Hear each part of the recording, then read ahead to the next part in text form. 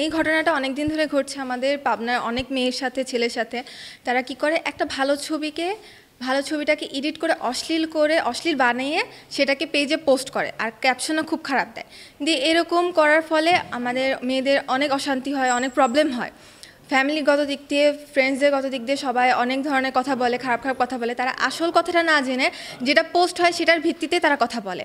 মেয়েটা কেমন বা তার ফ্যামিলি ব্যাকগ্রাউন্ড কেমন, এগুলো কোনো কিছু জানে না জেনেই তারা আজে বাজে কথা বলা শুরু করে দেয়।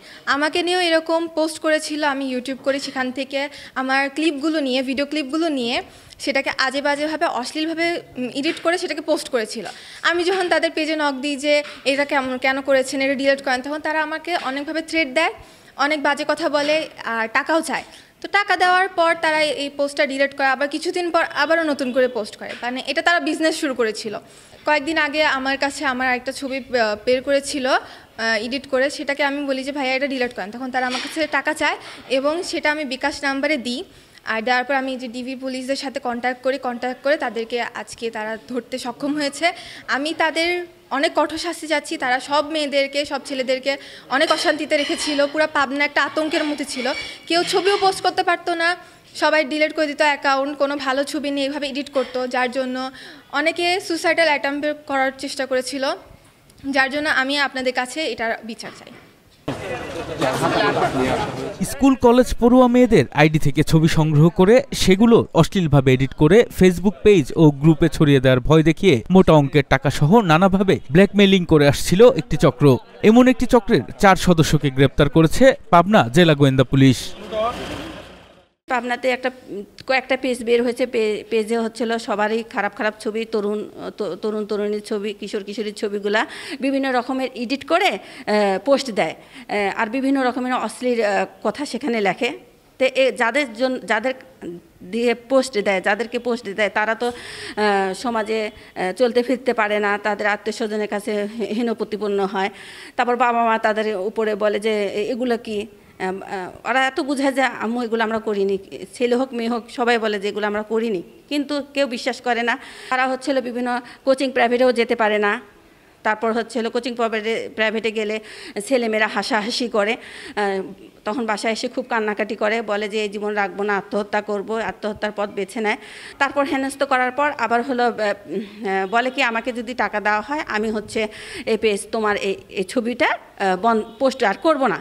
টাকা দেওয়া হয়, বিভিন্ন মেয়েরা টাকা দেয় ভয়ে, বাবা মাকে না বলে ভয়ে বিকাশে টাকা দেয়। পরে ছবি আসলে পোস্ট বন্ধ করে দেয়, কিন্তু 2-3 দিন পর আবার পোস্ট শুরু হয়ে যায়। আমি বিচার প্রত্যাশা করি এরকম যেন আর দ্বিতীয় ঘটনা না ঘটে, কোনো ছেলে কিংবা মেয়েরা যেন এরকম পেজ না খুলে, এবং আমি তাদেরকে উপযুক্ত শাস্তি চাই। আমি চাই তাদেরকে সারা জীবন যাবজ্জীবন কারাদণ্ড হোক। গ্রেপ্তারের পর আসামিরা ক্যামেরার সামনে নিজেদের অপকর্মের ঘটনাগুলো তুলে ধরেন। যে আমাদের পেজের নাম ইসিসিফি। আমাদের পেজ থেকে অনেক ছেলে মেয়েরা স্কুল ফাঁকি দিয়ে বিভিন্ন পার্কে যায়, অবৈধ মেলামেশা করে। এগুলো তাদের ফ্যামিলিকে জানানোর জন্য যারা আমাদেরকে ইনবক্সে ওইগুলো দিত, সেগুলো আমরা পোস্ট করতাম যাতে তার ফ্যামিলি জানতে পারে। এর মাধ্যমে অনেকের ফ্যামিলি আমাদের সাথে যোগাযোগ করে, আমরা ওইগুলো কেটে দেই টাকা। ওইটা এক মেয়ে আমাদের সাথে যোগাযোগ করে অন্য একটা পেজে করছিল, মানে ওর ছবি পোস্ট দিছিল, ওইটার বলছিল যে ওইটা ডিলিট করায় দেন। এই জন্য আমাদের পেজটা ইসি পাবনা।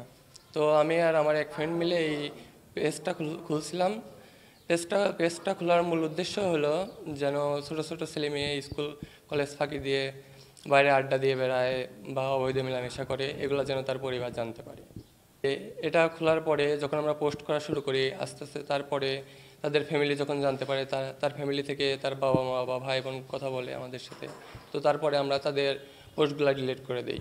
পেজের ইনবক্সে যেসব ছবিগুলো দিত সেগুলোর সাথে শুধুমাত্র আমাদের পেজে যে লোগোটুকু আছে ইসিসি পাবনা লেখা, শুধুমাত্র ওই লোগোটুকু আমরা অ্যাড করে আমরা পোস্ট করতাম। না, কাজটা ঠিক করে নাই, সেটা পরে বুঝতে পারছি। কেননা যেটা করছি সেটা হয়তো বা ভাবছি যে তারা বুঝতে পারবে, তার ফ্যামিলির লোকজন জানলে এগুলো একটু কম হবে, এগুলো ভাবছিলাম। তবে পরবর্তীতে যা বুঝতে পারছি যে এগুলো আমরা ঠিক করে নাই। এই সময় তাদের কাছ থেকে এই কাজে ব্যবহৃত কম্পিউটার ও বেশ কয়েকটি মোবাইল সেট উদ্ধার করেছে পুলিশ।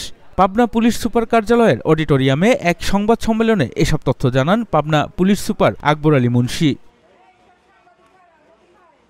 আমরা বেশ কিছুদিন যাবৎ একটু অভিযোগ পাচ্ছিলাম যে বেশ কিছু পেজ খুলে ফেসবুকে সেখানে স্কুল পড়ুয়া বা কলেজ পড়ুয়া মেয়েদের ছবি নিয়ে তাদের তথ্য সংগ্রহ করে অথবা তাদের আইডি থেকে ছবি নিয়ে সেগুলোকে এডিট করে একটা অশ্লীলভাবে উপস্থাপন করে তাদেরকে আবার ফোন দেওয়া হচ্ছে যে যদি এরকম এত পরিমাণ টাকা না দেওয়া হয় সেই ক্ষেত্রে আমরা এটি সোশ্যাল প্ল্যাটফর্মে অথবা তাদের গ্রুপে এটা ছেড়ে দেবে।